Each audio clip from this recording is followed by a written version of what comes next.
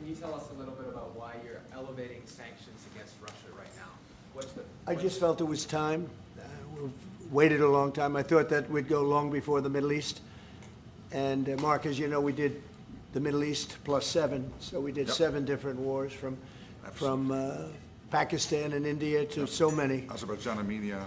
Which Africa. they said was impossible to do. All these wars I did, and the one that we have left, we have 1 left. It'll be 9. We have 1 left, and I think we'll get that done too. I think we're on our way to getting it done. We have to. Yeah. Please. Mr. President, do you have a timeline for when you think this war is going to be over because of your No, I leadership? don't have a timeline. You can't have in war. It's hard to have a timeline. You know, so many things happen in war. Go ahead. What about Tomahawk missiles? Putin is definitely Well, afraid. the problem with the Tomahawk that a lot of people don't know, it'll take a minimum of 6 months, usually a year, to learn how to use them. They're highly complex. So the only way a Tomahawk is going to be shot is if we shot it, and we're not going to do that. But there is a tremendous learning curve with the Tomahawk. It's a very powerful weapon, very accurate weapon, and maybe that's what makes it so complex. But it will take a year. It takes a year of intense training to learn how to use it. And we know how to use it, and we're not going to be teaching other people. It's too far out into the future. Yes, Mr. Mr. President, Yes, I saw, Mr. President, that you said as recently as yesterday that you still believe that Putin wants to end a war. Yeah, Then today I do. You took this step to ratchet the sanctions and put more Yeah. pressure on him. What else are you going to do to encourage him to get there, or can you explain why you do believe that he wants peace? Yeah, it's a good question. Today is a very big day in terms of what we're doing. Look, these are tremendous sanctions. These are very big. Those are against their 2 big oil companies, and we hope that they won't be on for long. We hope that the war will be settled. We just answered having to do with the various forms of missiles and everything else that we're looking at, but we don't think that's going to be necessary. We would like to see them just take the line that has been formed over quite a long period of time and go and let's go home. Last week they had almost 8,000 soldiers killed. Many Russians were killed last week. Many Ukrainians were killed last week. We think it's ridiculous, and would like to have it end. Why do you think he wants peace, though? Why do you still believe that? I think they want peace. I think they both want peace at this point. It's been, it's almost 4 years. You're going into 4 years. And if I were president, it never would have started. But yeah, it's time. Mr. President, on the shutdown, do you plan to meet with Democrats before you head to Asia? And if not, Yeah. why not meet with the Democrats? Well, I think it's a shame that it's shut down because we have the greatest economy, as you were saying before. We have the greatest economy in the world right now, by far, the United States. We have almost 18, now it was 17, now it's $18 trillion being poured into our country, and it's no time for shutdowns. I don't think it's affecting what we're doing, but it's too bad for a lot of people. We have a lot of good people that aren't working right now that should be, and it's because the Democrats want to try and renegotiate a deal that they had negotiated. They want $1.5 trillion given to illegal immigrants who came into the country, and it's going to hurt the health care of citizens of our country that have been paying into it, that have been working hard for it, that really deserve it. So we're never going to do that. It's not going to happen. And I will tell you, there are a lot of good Democrats that really want to make a deal. And I think all we need is 5 Democrats because we have a great support on the Republican side. So I think we need 5 Democrats, and there are a lot of them that want to make a deal. So I think at some point, common sense will prevail. Yeah, go ahead. You can finish up. On the drug boat strike in the Eastern Pacific, Yeah. can you explain to us what that was about, how it was conducted? Yeah, sure. Well, they had one today in the Pacific. And the way I look at it every time I look, because it is violent, and it's amazing that the weaponry, that everyone, they have these boats that go 45, 50 miles an hour in the water. And when you look at the accuracy and the power, look, we have the greatest military in the world. We have the greatest weapons in the world. And you see a little bit of it there. One shot, everyone dead center. And the only way you can't feel bad about it is you realize that you won't feel badly about it, is you realize that every time you see that happen, you're saving 25,000 American lives. Every one of those boats that gets knocked out is saving 25,000 American lives, not to mention the torn up families all over the country. And whenever I see that, I say to myself, I just saved 25,000 lives.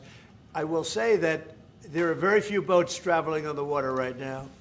Actually, that includes fishing boats, that includes any other kind of boat. But there are very few boats traveling on the water. So now they'll come in by land to a lesser extent, and they will be hit on land also. Can you explain to Go ahead, in the back, please. Do you have legal authority if they do come? Yes, we do. We have legal authority, right? We're allowed to do that.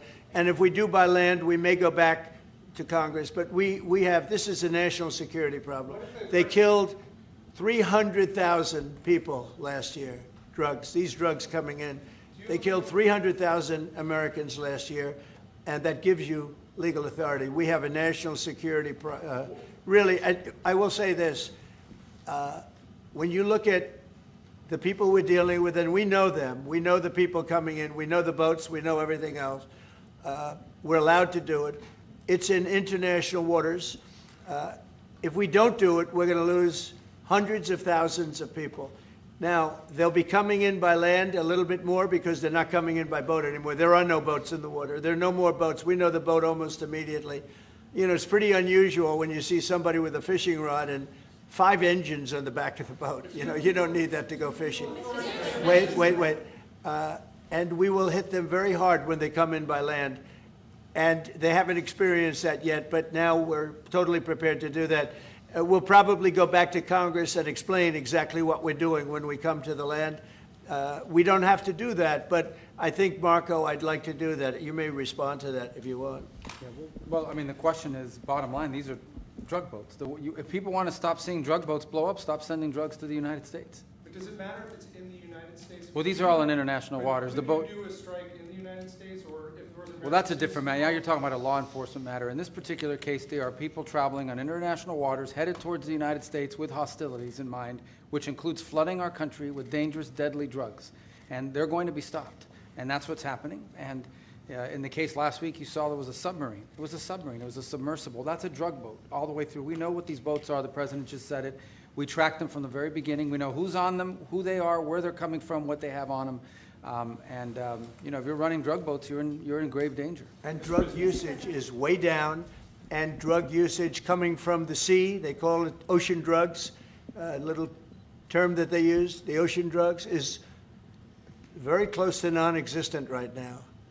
I wouldn't want to be in one of those boats heading away, you know, they're driving happily to destroy the lives of people, and they end up, that's the end of them. So the ocean drugs and the sea drugs, drugs by sea they call it also, that's almost down to nothing, as you can imagine. So they continue to come in by land at a little bit less because they see something is going to happen. They don't like it. They see something, and they're right. Something very serious is going to happen. The equivalent of what's happening by sea. And we're going to Congress just to tell them what we're doing, just to keep them informed. But we have to do it for national security. We have to do it to save lives. Secretary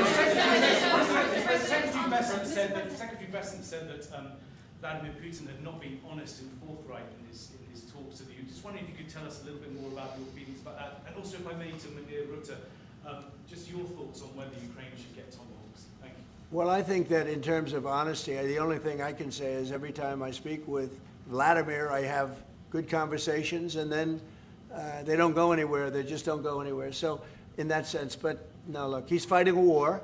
He's in a war. That's two very competent sides, and that's the way war is. You never know with war, but I would say that it's time to make a deal. A lot of people are dying. You know, they're not Americans, but they're people. They're souls, and they're dying by the thousands, worst since World War II, and we really should stop it. And to your other question, Yes, yeah, please. Sorry, to your other question, this has been consistent from this president when we first met again after your re-election in Mar-a-Lago in November. You said we have to stop the killing.